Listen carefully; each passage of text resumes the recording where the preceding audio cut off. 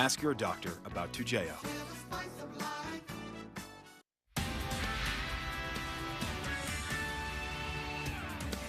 The Washington Free Beacon, a conservative website, now says it initially paid for that Oppo research that was done by Fusion GPS on Republican candidates in the 2016 campaign.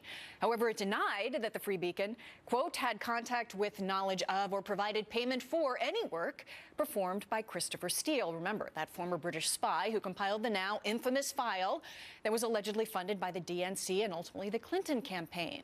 Let's discuss with Isaac Wright, a former executive director for Correct the Record Super PAC, and Jay Shabria, a former senior advisor to Governor John Kasich and managing director at Mercury. Thanks both for joining me here today. Good to be here. So we had this initial cliffhanger as to who ultimately paid for the dossier. Then it was revealed that it was the Clinton campaign, the DNC, and that other cliffhanger still looming, that there were some Republicans involved with the initial funding of the same organization, Fusion GPS. Now we find out that it's the Washington Free Beacon. Does it matter at this point? And they deny, remember, having anything to do with the actual dossier, which was ultimately compiled down the road. Isaac? No, I mean, look, this is actually nothing new. We knew this literally a year ago. It was a year ago this month that it came out in Mother Jones that the dossier existed, and they said then it was paid for first by Republicans, that it was funded by Democrats. This is nothing new. Enough of the information in it apparently must be corroborated by the facts that it's warranted this investigation about Trump and his orbit and their work with the Republicans. We know now of at least 2 attempts at collusion, the meeting with Don Jr. and Paul Manafort and Russian agents at Trump Tower. It came out this week about the head of Trump's data team attempting to meet and collude with WikiLeaks that sort of functioned as an arm of the Russian intelligence agency during the last campaign. I mean, I think the facts are still coming out. The truth is coming out. I don't think it makes a difference that we know now basically more details of the same facts we knew a year ago. Jay, what do you think? Does it matter? We're following the money here. Who paid for what? Yeah. And now we found out that the Republican website essentially was funding the same organization, denying having anything to do with the dossier, saying we pulled out long before this thing was compiled, or that Steele got involved, that this is all the Democrats and we should focus on them. So does it matter that the Democrats ultimately paid for that dossier, as Isaac was just mentioning, may have possibly led to all this further investigation? Well, look, first of all, where's the shock here? People in Washington lied. I mean, are we, any of us, surprised here? But look, I actually tend to agree with Isaac. I don't think this makes that much of a difference.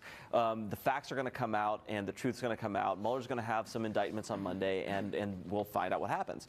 From my perspective, I actually think this is really terrible legislative and political policy or strategy for the Republican side. We're trying to pass something that is extremely complicated, which is called tax reform.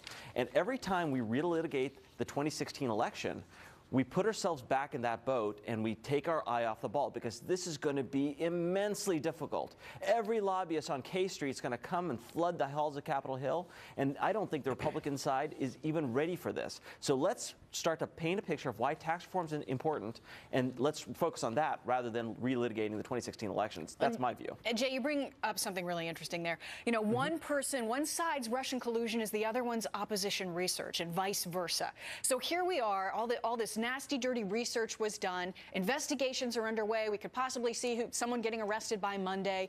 I mean, when taxpayers look at all this nastiness in politics, I mean, is it just disheartening to them? Isaac?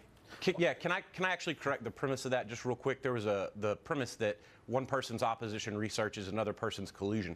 Opposition research was paid for from a U.S. company, U.S.-owned company, U.S. citizens for opposition research. That's not the same as a candidate's campaign manager and son-in-law going to meet and solicit help from a foreign government. That is an illegal in-kind contribution under U.S. law that says foreign governments cannot influence our elections. There's not a question there. It's actually pretty clear in the law of what is legal and not legal. And opposition research purchased from a U.S. company is pretty standard practice by both Republicans and Democrats. There's only one example here of a side actually trying to collude, and we know of at least 2 instances it was attempted with a foreign government. You know, he raises an interesting point there, clearly, in that essentially Steele got involved after the Democrats got involved, when the DNC was involved, when the Clinton campaign was involved, and then there was the contact potentially with the Kremlin or with the Russians. And as we look at all this, I mean, that's where we ask, does it matter? That ultimately, if there are charges, if there was a crime that was committed, then, you know, all this disheartening stuff that goes on in politics, when it ultimately leads to something, does it then matter? Look, there are not a lot of honorable men in Washington. I think Bob Mueller happens to be an honorable man, and he'll get to the bottom of it, and we'll find out what really happens. I actually happen to think this debate is playing right in the Democrats' hands, and that's what we've got to wake up and see. If we want to pass tax reform, lower people's tax burdens, and tell people why this is going to better their lives, we should focus on that. This intrigue, palace intrigue, and this parlor game is what plays in their hands. I would rather be debating Isaac on the merits of tax reform and and closing loopholes and those types of things, and that will be better for the Republican side, in my opinion, because we're right on the issue there. No, and let's try to focus on that. And that's actually something Jay and I were saying that things were leading. If the DNC, if the Clinton campaign pays for this foreign entity to get involved, and then the Kremlin gets involved, and that information is passed on to the FBI, and it ultimately leads to investigation, and there is no crime. Yeah. That didn't happen, though. Nobody has said that. Fusion GPS is located in Washington, D.C. It's an American-owned company. Nobody has said that. There's no accusation of that. That's not even kind of floating out there in the dialogue. I do want to respond to something Jay just said about moving on to the tax debate. I actually would disagree with him on the politics of that. The Republican tax plan that's been put forth, that has been analyzed so far of what they've alluded to, would raise taxes on 1 in 4 middle-class taxpayers over the course of 10 years. In the first year, it would raise middle class, that's 50 to 90,000 in income taxpayers.